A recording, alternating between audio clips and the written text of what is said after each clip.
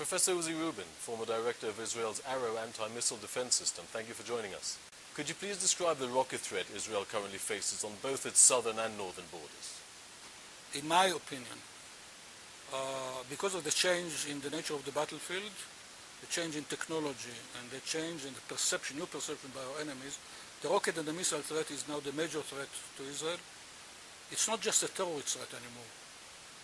It used to be just a terrorist threat because missiles and rockets could terrorize cities.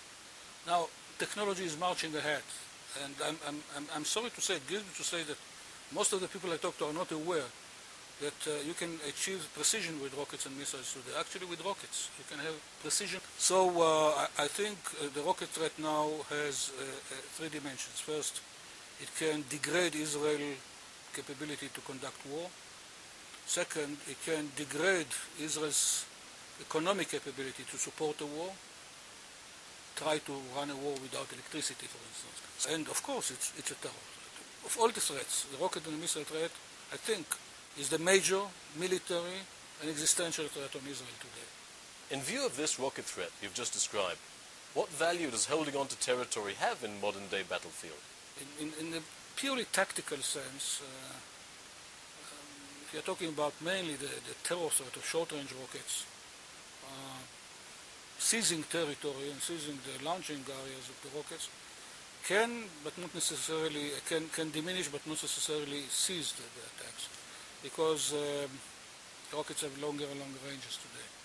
And if you occupy a piece of adjacent territory, the other side can simply move back and fire these longer range rockets at you. So it doesn't ensure the cessation of the attack, but of course it alleviates. I mean, if you take some territory and you manage to prevent some of the rocket firepower to fall on you, those steep trajectory weapons, rockets and missiles, really, for them natural barriers don't mean a thing.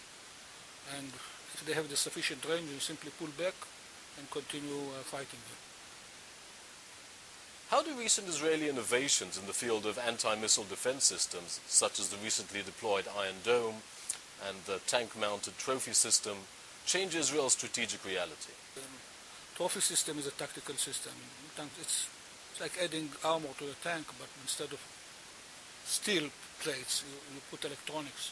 It's a good thing. I mean, you increase the survivability of the tank, it's a tactical thing. I don't think it's strategic significance, but it's a good development, of course. And that, of course, answers also the question that the Iron Dome is deficient because it cannot defend Gaza envelope communities.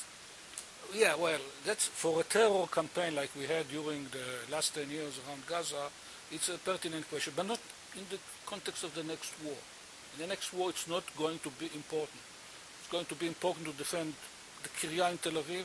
It's going to be important to defend the power stations along the beach, along the seashore. It will be important to defend our 6 or 7 key air bases and military installations. And this is where defense should go first place. We, the technical community, are doing what our duty. Now it's the duty of the politicians and the soldiers to take these capabilities and turn it into defense. Professor Rubin, thank you so much for joining us today.